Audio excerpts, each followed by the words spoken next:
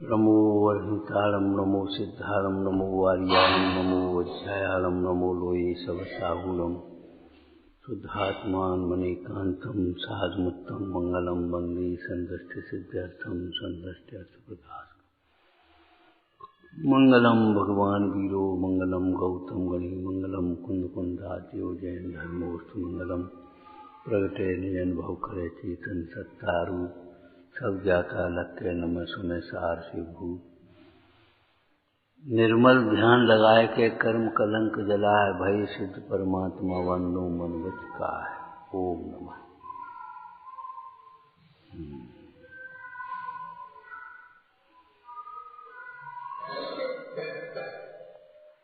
आचार्य जी क्या कह रहे हैं? पर के लक्ष्य से भी पाप करेगा तो पाप का फल तो तुझे भोगना पड़ेगा। चाहे वो शरीर के लक्ष्य से अवक्ष भक्षण हो, चाहे शरीर के मोह में मिथ्यात्व का सेवन हो, चाहे धन हो, चाहे परिवार हो, चाहे समाज हो, चाहे देश हो, किसी के लक्ष्य से पाप करेगा तो पाप का फल स्वयं भोगना पड़ेगा। क्यों? पर द्रव्य ने वो पाप परिणाम कराया नहीं, तुमने मोह के कारण कहा। जो करता है जी केवल अपने लिए कहता है। बच्चे ये न कहें, कोई ये न कहे तो अपने लिए कहा, अपने मोह के कारण करता है। मोह छूट जाए तो कौन करे, किसके लिए करे, कैसे करे, क्या करे। तो जब स्वयं किया है तो इसका फल भी स्वयं ही भोगना पड़ेगा। इसी को आगे चर्चा में देखिए।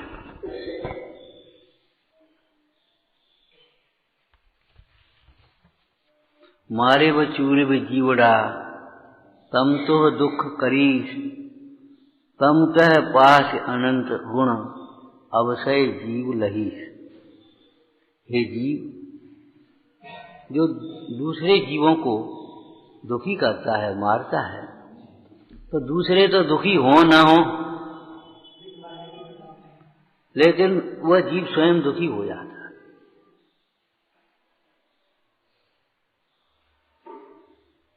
एक दृष्टांत दिया था। कोई चिंगारी है, सामने फेंकी, अब सामने मान लो पत्थर पर गिर गई, नहीं जली तो नहीं जली, गीली लकड़ी थी, नहीं जली तो नहीं जली, लेकिन वो तो जल गई, वो काड़ी तो जल ही गई, वो नहीं बची।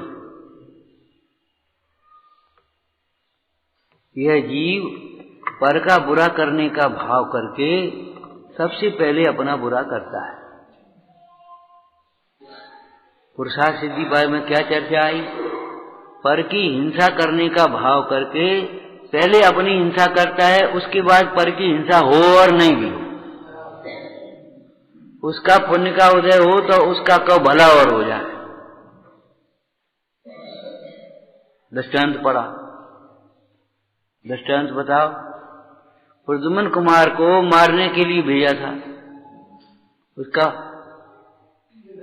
लाभ और मिल गए। मारने के लिए भेजा था, धन्य कुमार को मारने के लिए भेजा था,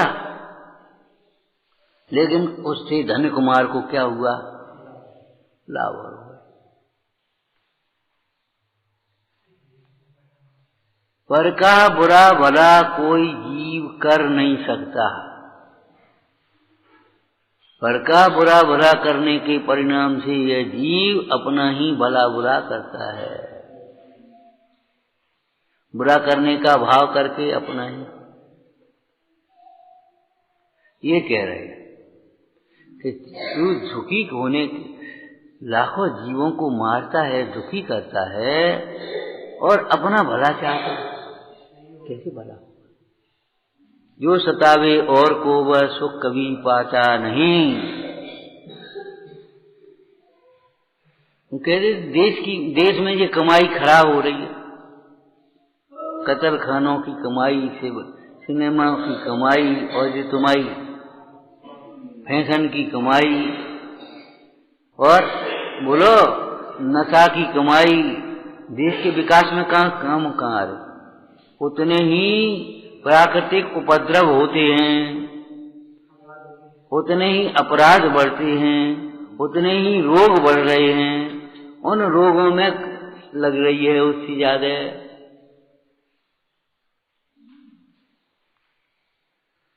कि साहब नशा को बंद कर देंगे तो कमाई कम हो जाएगी। अरे नशा के कारण जो अपराध होते हैं और रोग होते हैं वो भी तो खर्चा कम हो जाएगा, तुम्हें पता नहीं है?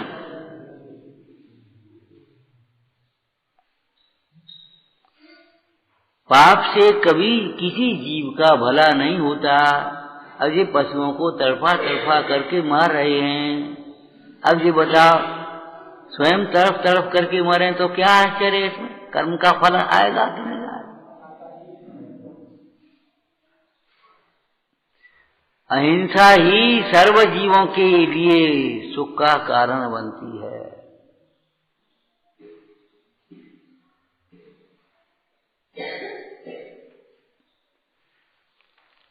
रक्षा करने का भाव हो तो स्वयं की रक्षा स्वयं ही हो जाती है। हे जीव, तू लाखों जीवों को मारता है, चूसता है, ये बता उसे अनंत गुना दुख तुझे सहने को मिलेगा। जैसे दान का फल आया, इतना दान करेंगे बट वृक्ष के समान तो इतना मिलेगा, तो पाप का भी ऐसा ही है, इतना पाप करोगे तो उसका फल भी इतना मिलेगा। ये तो बीज है ना, बीज बीज तो किसी का हो, बीज छोटा होता है, उसका वृक्ष बहुत विशाल होता है।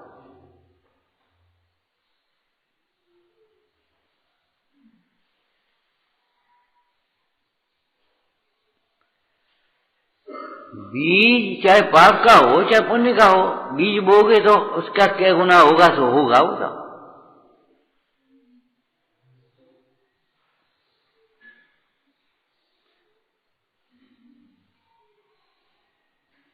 बेजीव, जिन जीवों को तू मार रहा है, दुखी कर रहा है,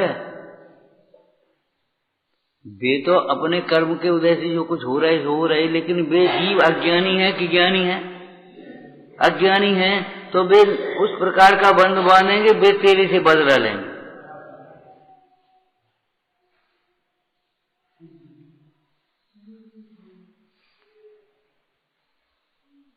नरक में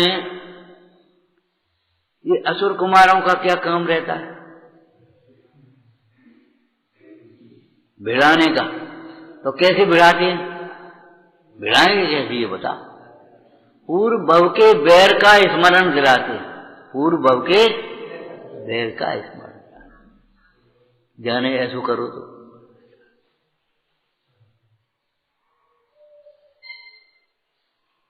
चंद्र प्रभु चरित्र का हम पढ़ रहे थे परसों, तो उसमें तो चक्रवर्ती हुए जिससे चंद्र प्रभु का जीव राजकुमार था, राजसभा पूर्व भव का बैरी निकला, उसने देखा और एकदम आया, सारी सभा को मूर्छित किया, राजकुमार को उठाकर ले गया, जंगल में छोड़ दिया। वहां दूसरा देव मिला, उसने उनकी आदर किया, सेवा भक्ति करी और कहा, देखो महाराज, आपने हमको बचाया था, हमारा धन इसने चुरा लिया था, तो आपने हमको दिलाया, इसको दंड दिया, ठीक है ना? अब ये जिसको दंड दिया वो मर करके ये हुआ, तो आपका हरण करके लिया, और हम आपकी रक्षा करने के लिए यहाँ मिल गए। तो उसको राजा को निकाला नगर के बाहर, वो वन के बाहर, जंगल के बाहर, और दूसरे नगर में पहुंचा, वहां शत्रु से भयभीत था, उसने युद्ध किया, वो जाकर के वहां राजा बन गया, अपने घर में लौट करके आ गया। तो ग्रंथकार कहते हैं, जो जिसका उपकार करता है वह उसके द्वारा उपकृत होता है, और जो जिसका अपकार करता है वो उसके द्वारा अपकृत होता है। ये नियम है। तो जीवों को मारने वाला जीव सुखी कैसे होगा? अरे परम सुख को तो वे प्राप्त करते हैं जिनकी ये भावना है, सुखी रहें सब जीव जगत।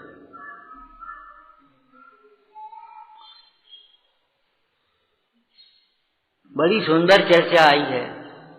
तुम अच्छा व्यवहार करने वाले के प्रति ही अच्छा व्यवहार मत करो। अच्छा व्यवहार करने वाले के प्रति तो अच्छा व्यवहार करना ही है, लेकिन अपने प्रति बुरा व्यवहार करने वाले के प्रति भी अच्छा व्यवहार करना सीखो। ये तुम्हारा जैन दर्शन है। कथम साक्ष्यम समाचरित नहीं, दुर्जन के साथ दुर्जन जैसा व्यवहार, सज्जन के साथ सज्जन जैसा नहीं। दुर्जन के साथ भी मध्यस्थ का व्यवहार है। अपकार करने वाले का भी उपकार ही विचार करो।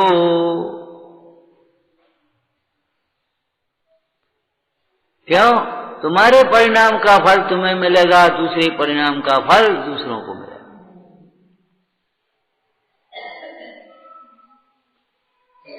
चंदन का अर्थ यही तो किया।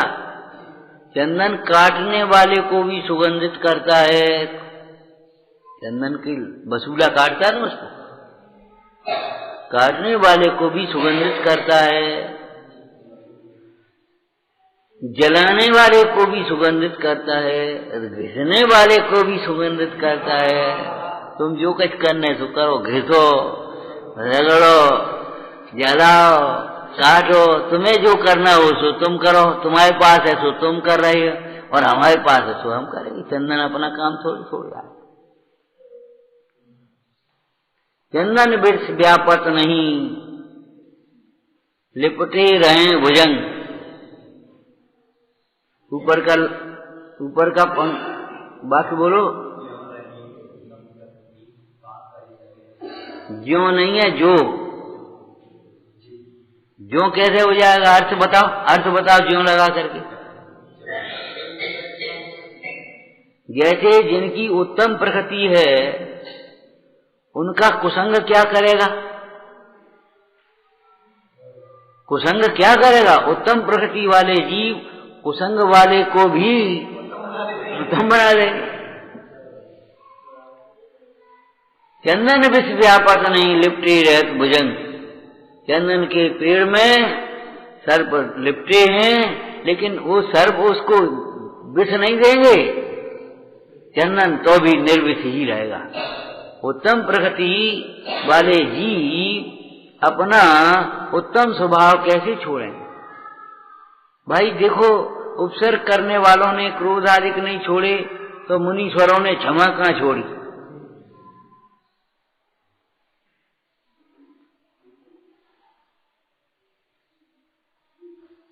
बुरे ने अगर बुरा भाव नहीं छोड़ा, तो तू भला हुए, तू अपना भला भाव कैसे छोड़ रहा?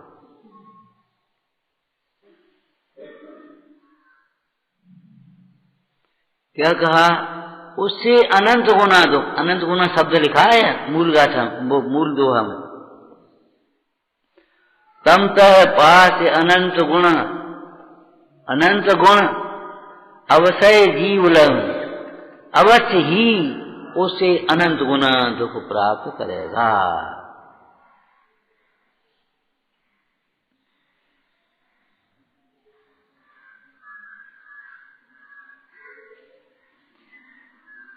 ऐसा जान करके हे भाई, किसी जीव का बुरा विचार मत करो।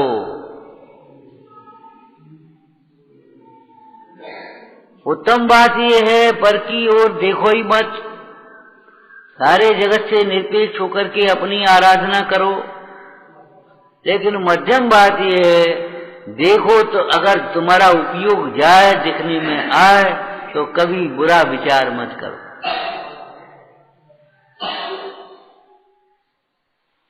तुम्हारे भाव से उसका बुरा होगा तो है नहीं, फिर तुम्हारे बुरा करने का भाव कहां जाएगा? जी बता।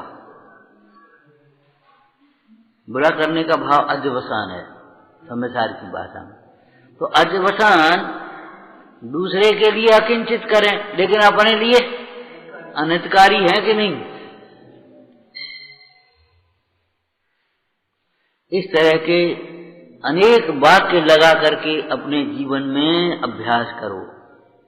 बोलो दान शासन में ऐसा ही कथन आया था।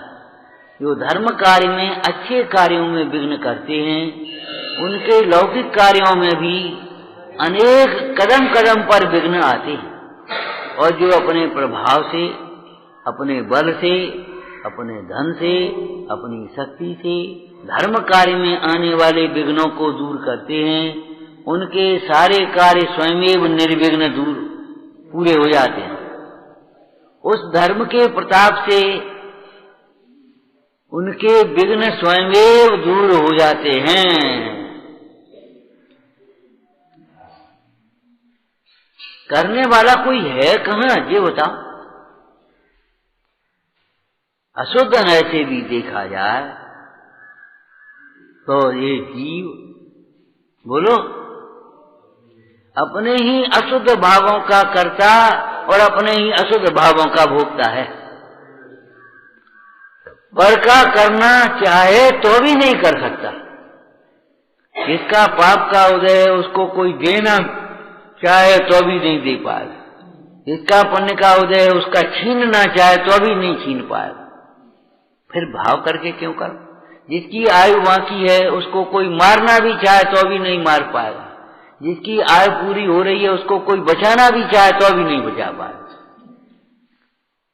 अब शरण काकी लेगा जब इंद्र नहीं, इंद्र रक्षा क्या करे बताओ। इसका उत्कृष्ट दृष्टांत बताया था, अभी आ रही है तुम्हारी अक्षय तृतीया बैसाख में।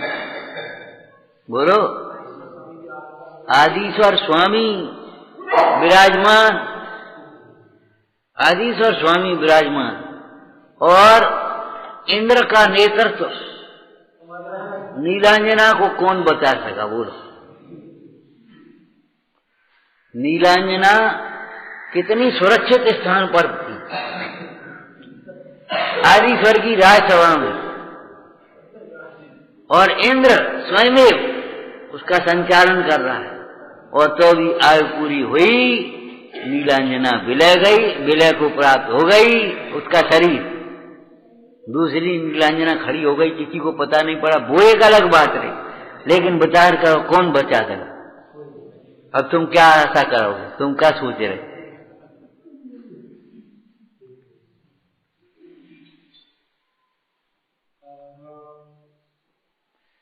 चक्रवर्ती के शासन में चक्रवर्ती चाहे कोई मरे नहीं, कोई दुखी नहीं हो, ऐसा नहीं हो सकता।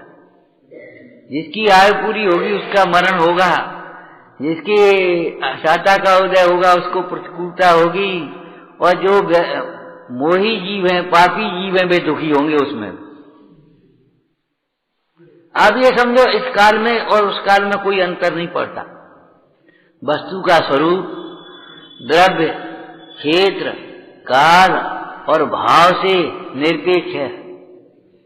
तुम्हारे लिए हमारे लिए कोई पक्षपात नहीं।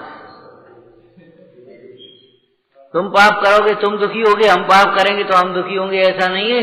हम पाप करें तो हम बड़े आदमी से कछु नहीं, सब चलेगा। तो कैसे बड़े आदमियों की सब चलती है? नहीं, कछु नहीं चलती। जिनको आप बड़े आदमी कहते हो, पहले नंबर तो बड़े आदमी है नहीं, बड़े होते हैं सम्यक दर्शन ज्ञान चारित्र से। दूसरी बात, अब बड़े आदमी जिनको आप कहते हो उनके बड़े दुख हैं, देख आ जाएगा, बड़ा टेंशन है।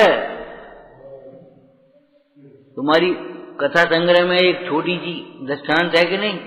एक मजदूर था और मजदूर अपने आराम से मजदूरी करे, कमा था, अपने आराम से रहता था, लेकिन फिर भी सेठ की हवेली देख के मन हो जाता था, अरे देखो ठाठ है इनको, काउ दिन देखो भगवान सुने, भगवान की वो तो हम कुछ कर लें। एक दिन उसी हवेली में मजदूरी करने के लिए गया। उसी हवेली में बनाते तो मजदूर ही है, सफाई मजदूर करते, तो रिपेयरिंग मजदूर करेंगे, पुताई मजदूर करेंगे, बताओ कहाँ बस सेठ थोड़ी करेगा। तो मजदूर मजदूरी करने गया और उस दिन एक अजीब दृश्य था। क्या? सामान बिखरा पड़ा, घर में रोटी नहीं बनी, उनकी आंखें सूज रही, पेट जी बेचारे भीतर डरे। बात क्या? वो लड़का कुसंगति में बिगड़ गया था सेठ का। लड़का कुसंगति में बिगड़ गया, आज उसने हद कर दी। एक लड़की को लिवा लाया, जाने कहां की पकड़ ला। माँ ने कहा क्यों, ये कौन क्या कैसे? उठा करके तोड़ फोड़ मचाई और ये किया, और वह हम जा रहे निकल के पक गए। अब बताओ क्या करें बड़े आदमी? क्या करे वो पैसा, क्या करेगी बिल्डिंग? वो अचेतन है, वे अचेतन पदार्थ तुझे सुखी दुखी नहीं कर सकते।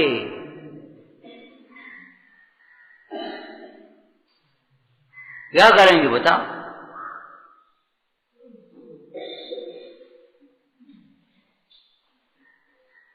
अपने घर की सुरक्षा करो, संपत्ति की नहीं। हमारे घर में व्यसन ना आ पाए, हमारे घर में कुरीतियां ना घुस पाए। और इस घर की बात तो बच्चों को संस्कार देने की है। हमारे घर में माने यहाँ हमारे प्रति, हमें किसी के प्रति कोई खोटा भाव ना आ जाए कभी। यही तुम पढ़ के आए हो, आत्म के अहित विषय कसाय, इनमें मेरी परिणति। हमारी परिणति में कथा उत्पन्न ना हो।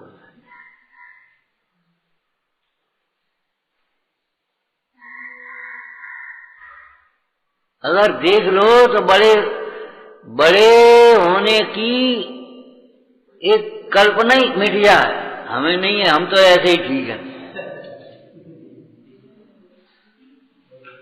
शांति से पूजा कर रहे, स्वाध्याय कर रहे, रोटी खा रहे, 2 टाइम बैठ करके। उस दिन बात हो रही थी डॉक्टर से, हमने कहा देखो भैया, बोले बहुत पुण्यवान समझो 2 टाइम थाली पे बैठ के रोटी खा ले अच्छी तरह और पच जाए।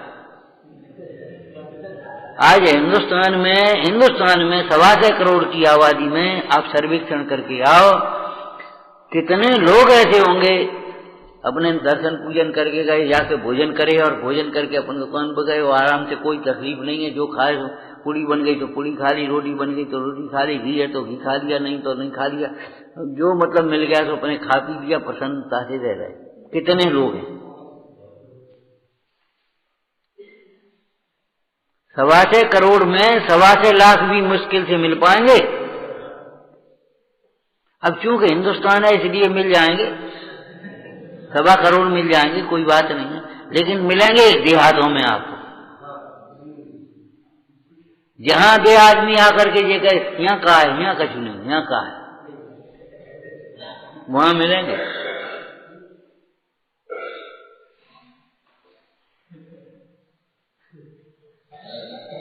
हे भाई, तू लाखों जीवों को मार करके दुखी कर रहा है, आज तेरा पुण्य का उदय है, तुझे पुण्य के उदय से बुद्धि मिली, तो बुद्धि काहे में लगा रहा है? इनका बुरा करने में। कैसी कैसी मशीन बम बना दिए, कैसी कैसी मशीनें बना दी, कैसे कैसे अस्त्र बना दिए, कैसी कैसी फैसने बना दी, विलासता बना दी, कितनी बुरी तरीके।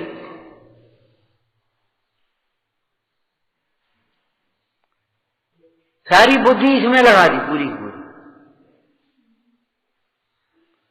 अब जब इनमें बुद्धि लगी है तेरी खोटे कार्यों में, तुझे बताओ भला कैसे हो? तुझे पुण्य के उदय से शक्ति मिली, काय में लगाई, प्रभाव तेरा हुआ तो काय में लगा दिया। अरे अपनी बुद्धि का, अपनी शक्ति का, अपने समय का, अपने संयोग का, संपत्ति का बहुत सुंदर सदुपयोग करना सीखो भाई। सदुपयोग करो, अच्छे काम है। एक दृष्टांत दिया था, वैश्या का श्रृंगार प्रशंसनीय नहीं होता। वैश्या का श्रृंगार 9 लखा हार पहने है, एक एक सोने से मड़े हैं, का मतलब है सील के बिना सब सूना है।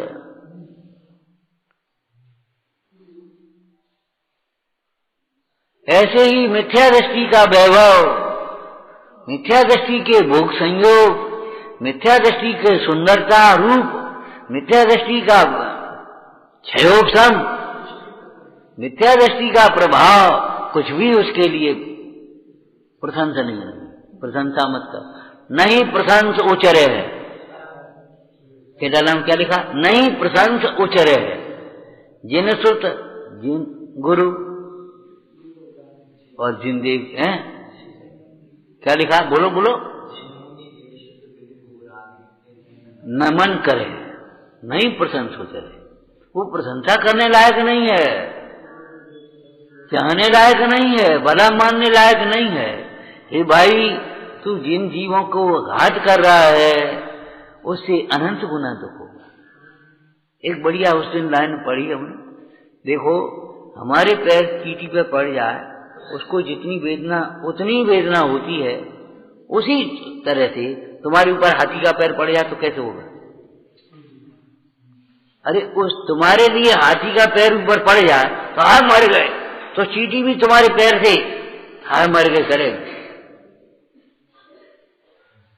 चींटी पर पैर रखते समय भी आप ये देखो, तुम्हारे ऊपर हाथी का पैर पड़ेगा किसी दिन, वो चींटी हाथी होगी और तुम्हें पैर से रौंदेगी। ये तो धर्मशास्त्र कबीर ने नीति में लिखा। कबीर ने, माटी कहे कुमार सो तू क्या रौंदे मोर, एक दिन ऐसो आएगो मैं रौंदूंगी तो। भाई माटी में समा जाओगे और कछु नहीं होने। समय रहते चेतो। चलो अब दो तीन बातें तुमसे भी कह दें, समय तो हो ही गया। क्यों बच्चों, रूठना बंद करो, प्रतिज्ञा करो, रूठेंगे नहीं। तुमने लोगों ने प्रतिज्ञा करी कि नहीं? काहे की जो अभियान चल रहा है हमारे, हाँ क्या गंदगी से नहीं, गंदगी नहीं फैलाएंगे, उठा-पटा कैसे इधर उधर छोड़ेंगे, गंदगी नहीं फैलाएंगे, गंदगी नहीं बढ़ाएंगे, गंदगी नहीं रखेंगे। चाहे वो अपना कमरा हो, चाहे अपने कपड़े हो, चाहे अपने भाव हो, चाहे अपने गंदे वचन नहीं बोलेंगे। इससे तुम्हारी बहुत उन्नति होगी, बहुत उन्नति होगी, बहुत प्रशंसा होगी, बहुत सुख होगा और बहुत बुद्धि गिरेगी। जाने कौन बन जाओगे तुम।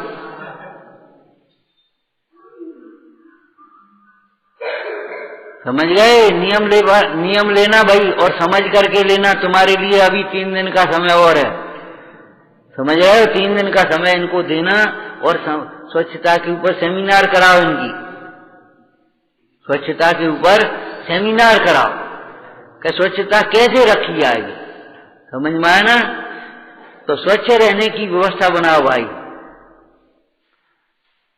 दूसरी बात आज हम कह रहे, रूठने मनाने की व्यवस्थाएं बंद करो। रूठ जाते जरा जरा सी बात पर, ये गंदी सो ना, रूठो नहीं।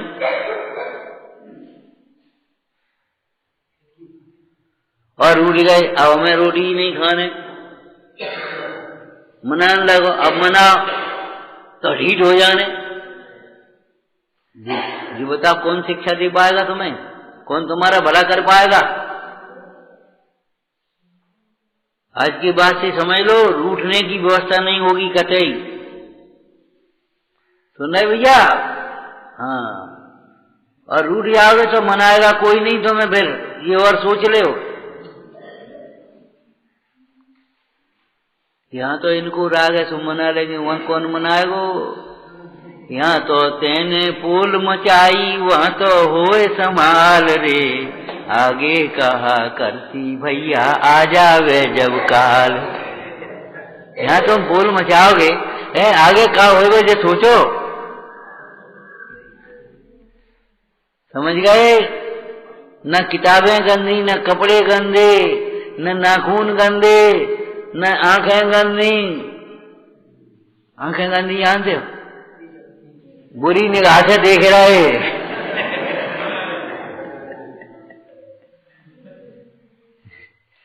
कीचड़ फीचड़ लग रही, बहू है, वो भी साफ रखो।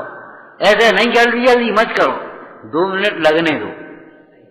और पानी ज्यादा खर्च करने की जरूरत नहीं पड़ेगी आपको।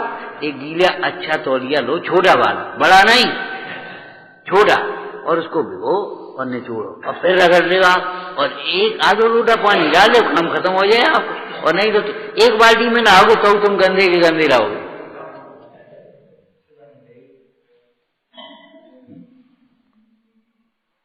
समझ में आ रहा? रूठते कितने लोग रूठते हैं, कितने बच्चे बच्चियां, ये ध्यान रखना। रूठने की व्यवस्था नहीं है यहाँ, रूठने थोड़े ही आए हैं।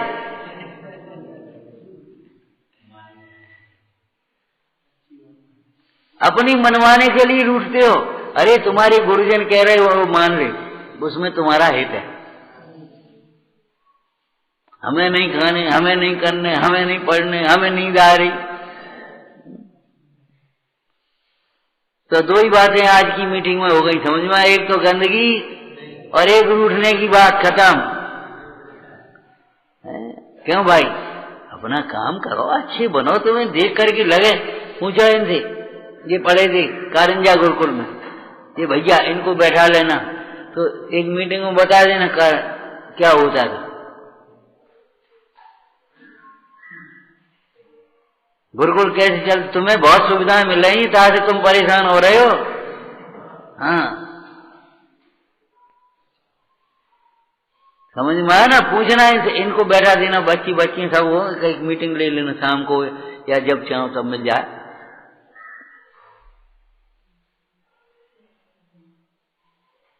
अच्छी बातें सीखो, अच्छी बातें सीखो, इससे अच्छा है जीवन बनेगा, अच्छा भविष्य बनेगा। ठीक है, बोलो शासन नायक महावीर भगवान की। हे जिनवाणी भारती तो पूजन में जो तेरी शरणा गए तो पावे, वाणी के ज्ञान से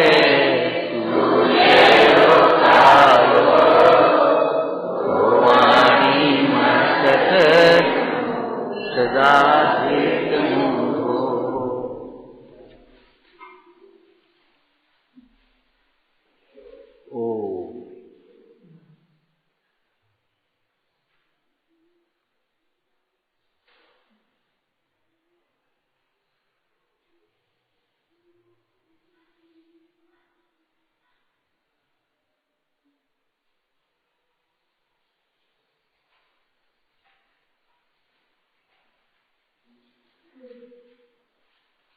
ओम नमः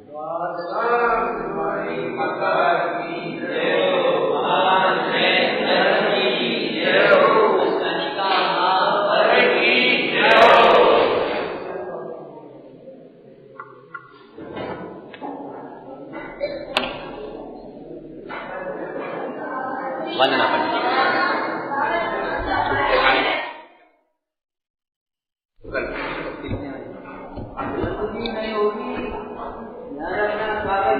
कौन सा विधान? कल सुबह 8 बजे से कन्हैया चाचा की ओर से विधान है यहाँ पर।